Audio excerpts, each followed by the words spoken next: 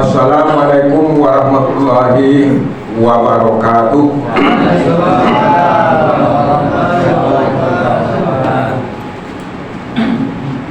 Alhamdulillahillazi khalaqal mauta wal hayata liyabluwakum ayyukum ahsanu amala wa huwal azizul ghafur. Asyhadu an la ilaha illallah wahdahu la syarika lah wa asyhadu anna Muhammadan abduhu wa rasuluh la nabiyya ba'da, amma ba'd. Faqala Allah ta'ala fil Qur'anil Karim, a'udzu billahi minasyaitonir rajim. Ya ayyuhallazina amanu wa tanzur nafsum ma qaddamat lighad, ittaqullah innallaha khabirum bima ta'malun. Ya ayyuhallazina amanu la tulhikum amwalukum wa la auladukum an dzikrillah wa may yaf'al dzalika fa ulaika humul khasirun. Wa takum minkum ummatun yad'una ilal khair wa ya'muruna bil ma'ruf wa yanhauna 'anil munkar wa ulaika humul muflihun. Qala Nabi Rasulullah SAW, talabul ilmi faridatun ala kulli muslim wal muslimat, balibun anni walau ayah ulil haqqa walau kana murrah. Raditu billah rabba bil islam adina wa bi muhammadin nabiyya wa rasulah. Sadaqallahu azim wa sadaqa rasulul karim. Bapak-bapak, ibu-ibu, kaum muslimin wal muslimat beserta anak kami sidang salat subuh yang dirahmati oleh Allah Subhanahu wa taala, dengan mengucapkan alhamdulillahirabbil alamin, sedalam puji setinggi syukur sama-sama kita panjatkan kepada Allah Subhanahu wa taala, di mana pada subuh kali ini kita masih dapat untuk hadir ke masjid tempat yang mulia ini, tentunya dalam rangka untuk melaksanakan rangkaian ubudiyah kita kepada Allah Subhanahu wa taala, yakninya melaksanakan sholat subuh secara berjamaah yang baru saja selesai dilaksanakan. Kemudian selesai sholat subuh kita melaksanakan yang namanya sedikit tausiah subuh yang sudah rutin kita laksanakan satu kali dalam satu minggu begitu, setiap hari Sabtu. Alhamdulillah kegiatan ini rupanya kalau di kota itu sudah lama Pak orang mulai. Kalau gitu alhamdulillah beberapa tahun laksanakan juga kan.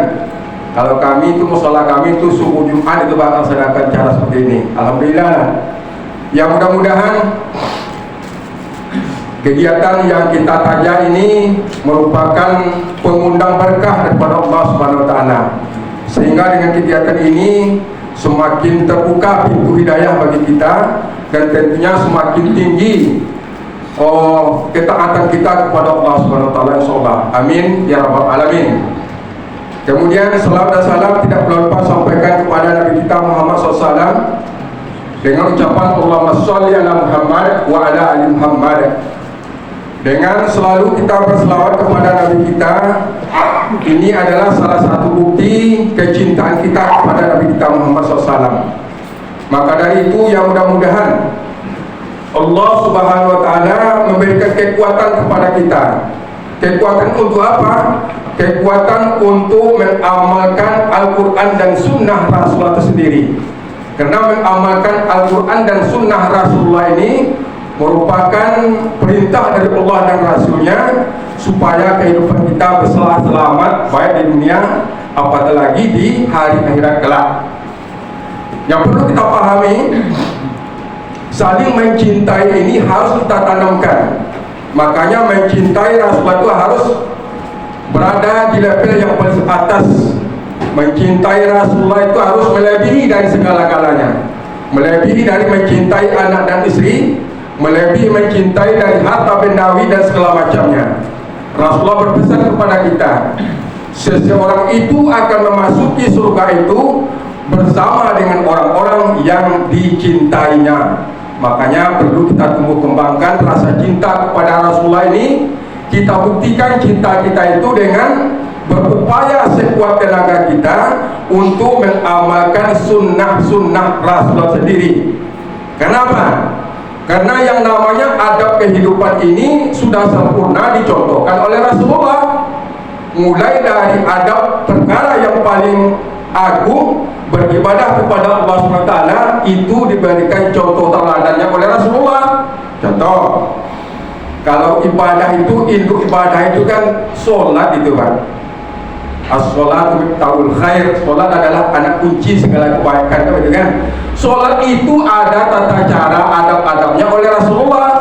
Mulai dari mulai dari takbir sampai salam. Nah, ini contohnya, kan? Jadi harus kita mengacu kepada sholat Rasulullah itu. Jangan engkan lomak di salerwa, ayo sholat, kan? Awak sholat pikiran ke kau ya, kan? Anda bisa menciptakan sholat yang khusyuk, kan? Cara khusyuk ada oleh Rasulullah, ya kan? Nah, ini contohnya, itu ibadah.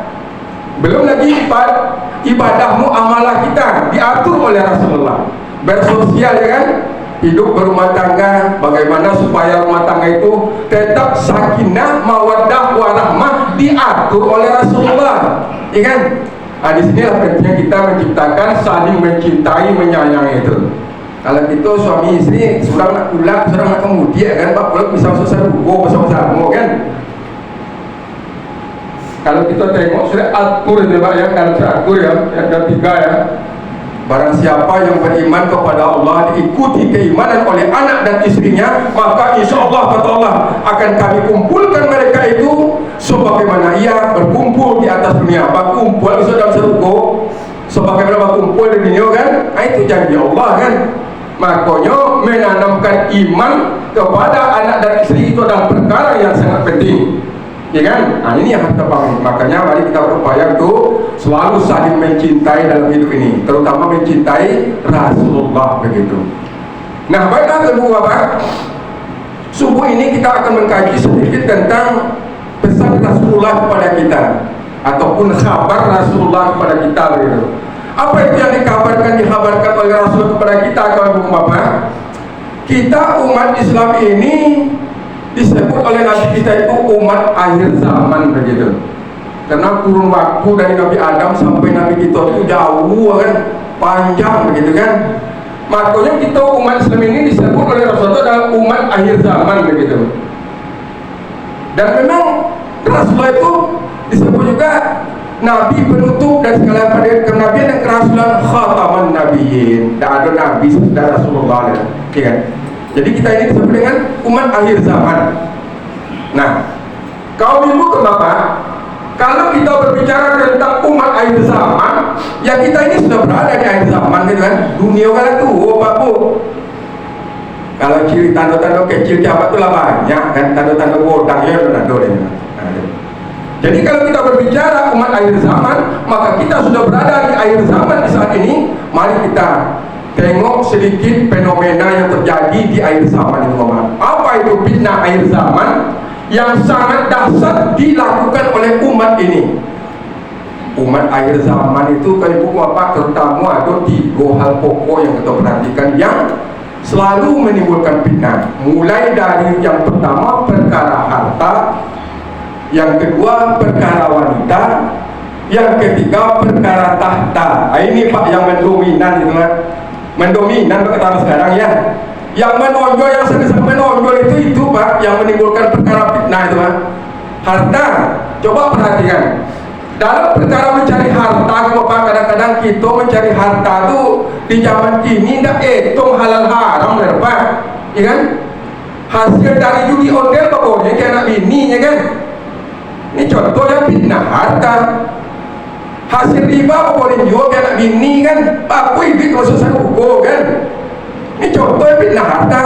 Riba itu adalah fitnah dari dulu. Ada riba itu, Pak, disuruh basmi oleh Allah dan Rasul. Riba itu, Pak. Ini contoh, kan? Fitnah harta. Nah, jadi makanya di dalam Islam rambu-rambu dalam perkara mencari harta ini ada oleh Rasulullah. Apa cara harus sesuai dengan yang diatur oleh syariat. Di sholat subuh itu, Pak, kita dianjurkan membaca doa dari Nabi. Doa itu Allahumma inna nas'aluka ilman nafi'a wa rizqan thayyiban wa amalan mutaqabbala. Dibaute doa ini, Pak. Ya Allah, berikan kami ilmu yang bermanfaat, ya kan? Harta yang berkah, yang halal lagi baik, ya kan? Dan kemudian amalan yang makbulah, diterima oleh Allah SWT. Ini contoh, kan? Betapa pentingnya mencari harta itu harus dengan jalan yang halal lagi baik. Karena perkara minum makan ini Pak sangat menentukan untuk masuk surganya kita. Kalau yang mengalir di darah daging itu Pak yang haram satunya Pak, doa itu tidak kata kabul pasti kan, itu Nabi yang menyokong kan. Ini contoh ya. Nah ini fitnah harta Pak. Ini yang semua dimana sekarang. Jadi nak kau yang bapak aku caro lego lebih tona. Jadi kalau iyo pitona isi dunia boleh ya bang. Tak ada kota dunia boleh kan ya zaman kan. Ini yang harus kita pahami. Belum lagi fitnah wanita ke bapak. Kalau wanita kadang-kadang zaman kini dah ada rogo orang kan. Nah itu. Kata Allah Subhanahu Wa Taala, sesungguhnya anak dan istri itu adalah fitnah. Apa kau jantan loh? Sesungguhnya anak dan istri itu adalah fitnah. Makanya istri yang disebut di dalam keterangan itu kayak bapak, mengapa seorang istri di zaman kini gua aku mengaku yang fakta-fakta yang terjadi yang joleh-joleh keterangan ini Pak. Nak ngomong ngaji yang jauh-jauh ngomong apa yang terjadi, itu nama kaji aku sampaikan itu biasa aku mau baca dia sebab supaya kita tahu. Ya kan? Apa itu fitnah anak dan istri? Terutama kalian istri-istri Pak. Apalagi kalau kita masalah tua, Pak, kami banyak marosai malam jadi datuk lah, ya kan? Kamu jenguk di lingkup masyarakat kita, apa maksudnya Pak? Kita punya anak, punya istri, ya kan? Anak dan istri, terutama anak, lah kita jago dengan elok, kita pelihara dengan elok, dikasih pendidikan, dikasih minum makan, bahkan kita buat rumah nasi, ya kan? Kok kita yang laki-laki mampu Pak, ya kan? Setelah itu apa lagi? Setelah anak lagodang, sebetulnya tanggung jawab kita kan ada batas Pak, ada batas, ya kan? Kalau nyolah dewasa, lah mandiri, sebetulnya lebih tanggung jawab awak kan? Kalau ini tidak mau tengok ke bawah Pak, terutama anak, apalagi anak yang perusi kan? Lama lagi 3 bulan dia bukan baru, anak bukan baru, hamil boleh, lama lagi kan nasi nano tino, ya aku kaji kan, lah 3 bulan sedang belum cucu, tinggalnya dah tua baru 3 bulan, aku dan fitnah zaman gua berapa, ya kan, jangan terjadi kok lo, batang malu kalau kita 3 bulan berikutnya 3 bulan tu laga cagar aja lo bisa mulu dia kan, tongan tak pandai-pandai dia mengasuh anak dengan mulu anak dengan banyak model tu man. Anak-anak penduduk ini banyak dan tak pandai mulu anak kau, ya kan? Tu perlu onde dia oleh onde nama cari belum, ya kan? Onde lah yang ini pilih rawak kan? Sampai belaki beranak onde nya mulu awak leh, anak apa model dulu, ya kan? Tambah 3 bulan berikutnya atau 4 bulan berikutnya ke Jakarta, doang Jakarta sulang seno. Lama lahiran disediakan, lama imbau lo onde. 8 bulan tinggalan aku kan baru saya datuk kalau tinggalan Covid akhir zaman loh. Aku tengok macam itu kan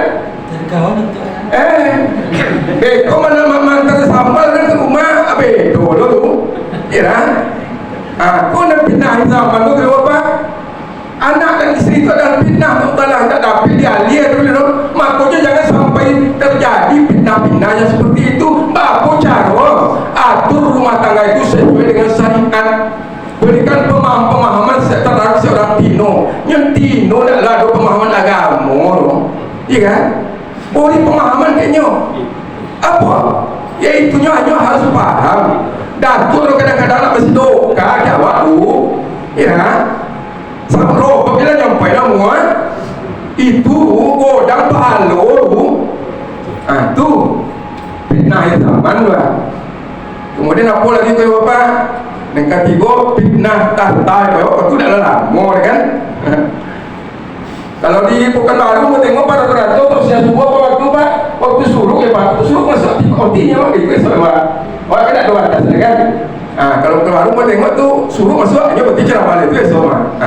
Yang ketiga fitnah tahta kalau Pak. Apatah lagi yang namanya fitnah tahta, merebut pangkat dan jabatan lah semua tahu kita jangan di zaman kini kok. Kau ni sama nak jabatan tu nak beri dari dua. Kau zaman kini gua. Dak etong halal haram no barampe tu kasarai. Kita tengok Pak mencari jabatan zaman Nabi ni ada kapayan mencari pengganti Nabi tu mana kapayan. Batulah-tulah di semua umat umur surah Abu Bakar umur ya ditongai oleh Utsman. Kalau itu tidak sudah rapi itu, ya kan? Yang pantas menjadi khalifah sesudah Rasul ini adalah Abu Bakar Siddiq, kata Utsman. Boleh kita bersama, ayo rumah yang terapikan, dinobatkanlah Abu Bakar sebagai pemimpin barat. Apa yang terjadi sama Abu Bakar? Abu Bakar pun menangis kalimat Tuhan, inna lillahi wa inna ilaihi raji'un. Begitulah takutnya seorang Abu Bakar terhadap jabatan Pak. Nah ini, ingat, kok fakta, kok hati-hati gitu. Nah itu yang terjadi Pak di zaman akhir zaman yang penuh fitnah. Padahal sekecil apapun nikmat dari Allah Subhanahu wa taala terhadap yang awak terima akan dipertanggungjawabkan. Summalatus alunna yauma idzin anin naim. Jole tak ada dilapa. Anak istri tanggung jawab awak mah. Ya kan? Jabatan itu pangkat nikmat daripada Allah mah. Nah, apa yang kau nak baca kan, sekecil apapun akan dimintai pertanggungjawabannya oleh Allah Subhanahu wa taala. Makanya Pak, di akhir zaman kita yang banyak lalai di tiga perkara kau hilang akal mau urus tiga perkara kau itu. Haroto, ya kan? Anak, istri, pangkat, jabatan, ya kan? Lakal itu. Lalai kita itu kan. Itulah fitnah akhir zaman yang kita alami zaman kini kau Bapak. Dipanggilkan kita orang muslim yang beriman oleh Allah SWT, Pak. Ya ayyuhallazina amanu la tulhikum amwalukum wala auladukum an zikrillah wa man yaf'al dzalika fa ulaika humul khasirun.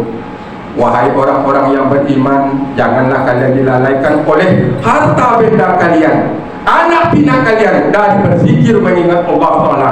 Sesungguhnya jika kalian memperbuat yang demikian itu, maka kalian akan termasuk orang-orang yang merugi dunia dan akhirat. Di apa cara Pak Bu?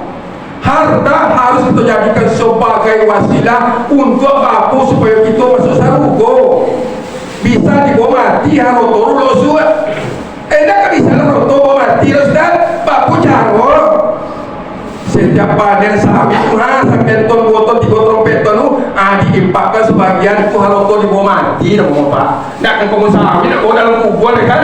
Itu cara membawa haroto bawa mati itu diimpakkan, disadokahkan abe. Ini masuk kampung mana nanya puham kan juga kan. Abe masuk awak kan. Kenapa gitu kan? Karena rata-rata Allah memberitahu kepada kita kedua Pak, penyesalan kita kalau dalam mati itu layak dalam kubur di akhirat besok. Penyesalan tidak berhenti-hentinya adalah penyesalan mau dikembalikan ke atas dunia. Untuk apa? Untuk beribadah, untuk bersedekah, ya kan? Boleh kan ya? Minta kembali kita ke dunia, minta diundur kematian apa, ya kan? Wa ambikum mimma razaqakum min ayati ahadakumul maut fa yaqul rabbi laula akhartani ila ajalin qarib fa asaddaqa wa akum minas solihin. Yole dari apa? Lagi perempuan nyawa minta diundur aja Pak, ibu minta ditebus spontan jadilah. Wah ya Allah, undur kematian engkau. Nak mengakui dan nak basi doka, nak bama soleh, kamu mulai menyosal tu apa? Iya kan? Kamu mulai menyosal. Makanya ibadah sedekah sebagai fungsi kuno Jawa kata Rasulullah adalah itu kan melapangkan kubur awak sejauh batu memandang. Yakin kita sahabat Rasulullah kan?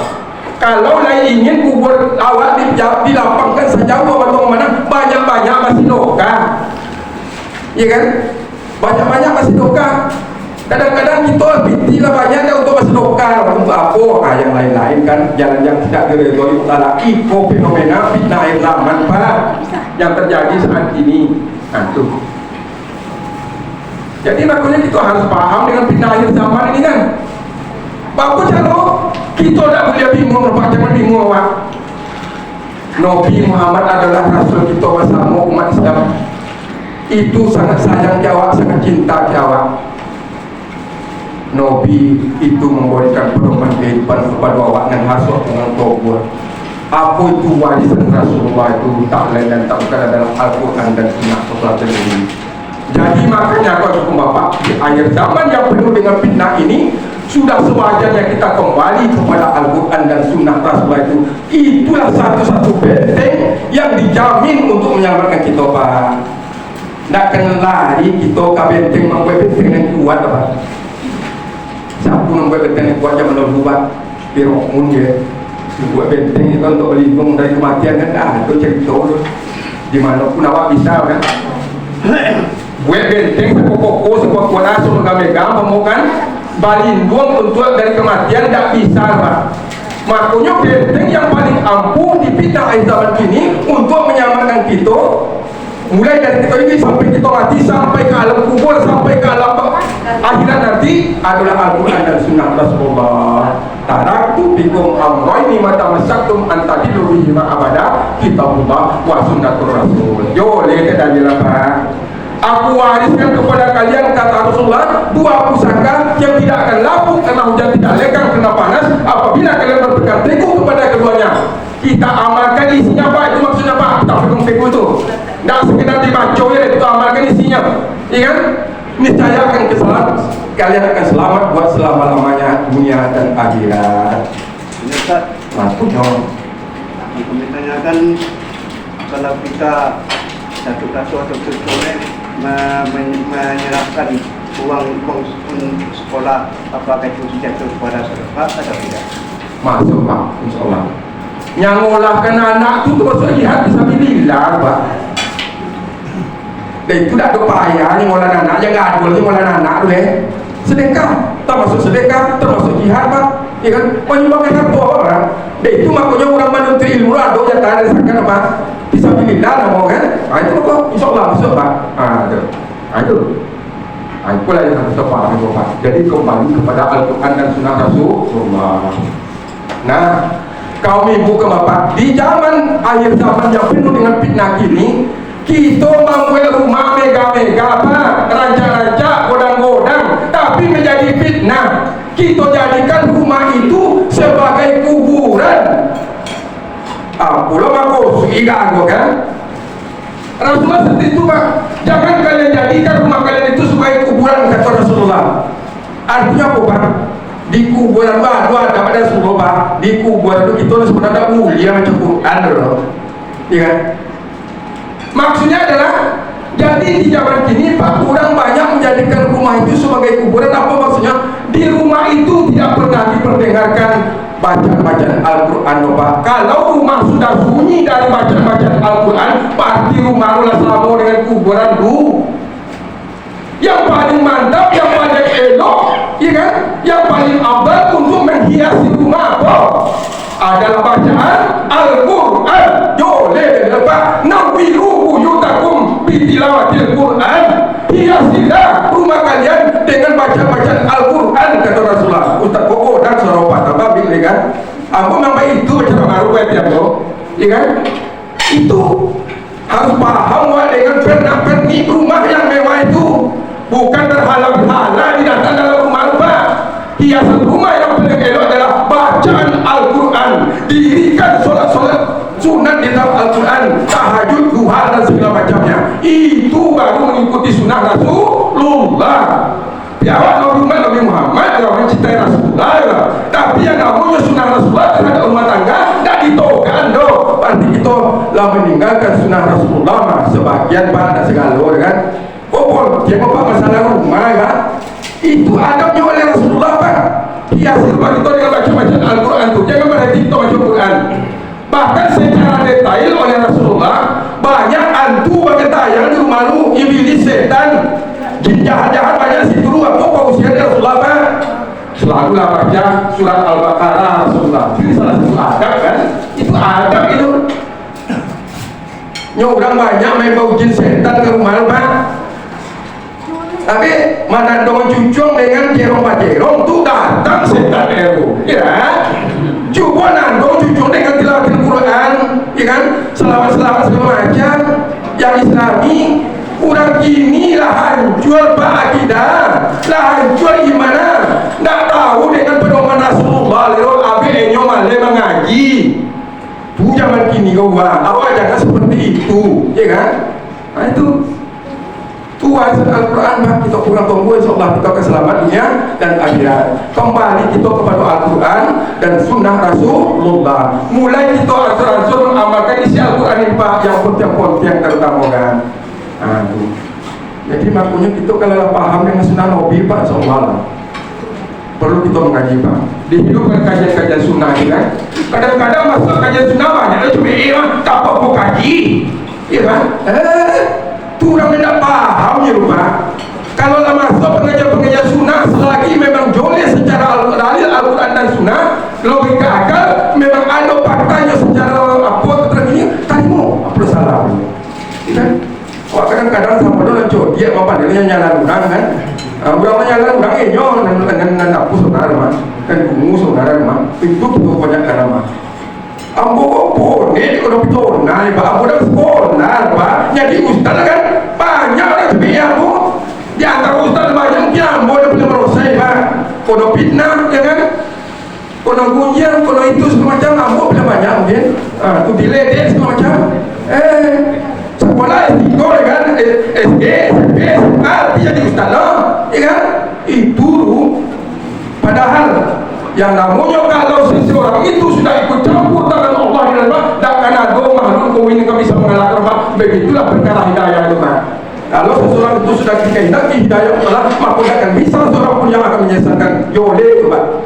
Kok perkara hidayah atau perkara pertolongan taufik dari Allah Ta'ala kan? Ke siapapun bisa diberikan oleh Allah SWT bagi siapa yang menghendakinya, insya Allah, ya kan? Kok tidak belajar-belajar kan? Tidak nuntut-nuntut ilmu, apa hidayah ketiga kan? Nah, itu yang kita pahami. Kaum ibu, kaum bapak, mari kini kita berada di zaman fitnah yang akhir zaman yang penuh dengan fitnah, terutama tiga yang mendominan tadi. Apa kata kunci Bapak kalau kita ingin selamat? Mari sama-sama kita dakwahi. Yang pertama dakwahi dakwah keimanan dan tauhid kepada Allah, kepada anak dan bini kita. Tanamkan juga. Kenapa? Karena warisan yang paling mantap terhadap anak dan istri adalah warisan ilmu agama, terutama perkara akidah dan iman. Tanamkan itu. Perkara ibadah yang benar sesuai dengan tuntunan Rasulullah. Perkara bermuamalah yang benar dengan sesama tetangga segala macam. Tanamkan hal itu. Kadang-kadang kita banyak kan tidak paham Pak, tidak menanamkan itu boleh kerja. Kadang-kadang orang rumah kita kan Asia juga balai-balai kan. Asia oncong-oncong yang kemari itu boleh terjawab itu sebagai laki orang. Ada lo bini nasi oncong-oncong yang kemari Pak. Nah, oncong kemari apa kuno kan? Padahal seorang wanita itu apa kuno harus banyak di rumah. Ya kan? Pindahin zaman. Makanya didiklah anak dan istri dengan ilmu agama, akidah yang benar, tauhid yang benar, ibadah yang benar, bermuamalah yang benar. Sakalu benar, insya Allah selamat apa? Awak kalau mau selamat sudah loh. Takut kena sudah itu sebagai suami loh. Jangan itu prinsip didik orang rumah. Kami sebenarnya mah. Bini tak pandai ngaji, bapak loh. Bini tak pandai ngaji, tak lah, tak tambah ajaran loh. Cukup ajaran kan? Tuh tugas kita yang laki-laki itu kan? Nah, tuh. Istri itu belum kadang-kadang nyok lain mata salim ndak lah do tukar sapo lagi balik lebih lagi dia lalu kalau bila tu bini kadang-kadang lebih tak zaman ya itu contohnya adabnya segalanya oleh Rasulullah. Jadi tantang itu sangat boleh ke Bapak. Di zaman yang penuh dengan fitnah ini tantang kita cukup berat. Mari kita tata hidup kita dengan selalu mengkaji dan mengkaji, memahami serta mengamalkan isi Al-Quran dan sunnah Rasulullah. Karena inilah sesungguhnya pedoman hidup kita yang sejati yang mampu menyelamatkan kita dunia dan akhirat. Kembali mengaji Pak, membaca Al-Quran, memahami Al-Quran, mengamalkan Al-Quran pelan tapi pasti. Gua kata kunci ya Pak, pelan tapi pasti. Pak Suasur kan biar sang ini tapi tohui Pak diamalkan, sang ini tohui diamalkan. Bapak ada bertetangga setelah sang ini diamalkan. Bapak tentang perkara memuliakan tamu, bergaul dengan siapapun, ada salah amalkan. Itu kan. Ustaz, kami dan tuan-tuan tak mungkin lelo mengaji membuka kitab hadis besar. Akulah salah satu Pak. Cara masuk buku salah satu wadah untuk menambah ilmu awak. Datanglah kemari, iya kan? Iya kamu mungkin dalam membuka kitab hadis yang solih itu lelo. Iya betul. 3 hari bilang kita mau sembahyang, dia bilang datang kemari. Kemarin dia fatwa setiap subuh Sabtu, mari sama kita subuh kan kegiatan yang sudah positif ini. Kali ini kami selaku penyampai tausiah subuh banyak mau soal kodang saham, dengan mungkin talantang mengecek itu memang dari hati nurani, memang betul sudah apapun betul ada yang dari panggilan ini pas sampai itu mudah-mudahan penyampaian kami subuh kali ini bermakna bagi kami pribadi dan bermakna bagi kita semua sembah. Barang itulah yang dapat kita kupas. Mari sama kita minta ampun, kita tutup majelis kita dengan doa kepada majelis. Subhanallah wa bihamdihi Assalamualaikum warahmatullahi wabarakatuh.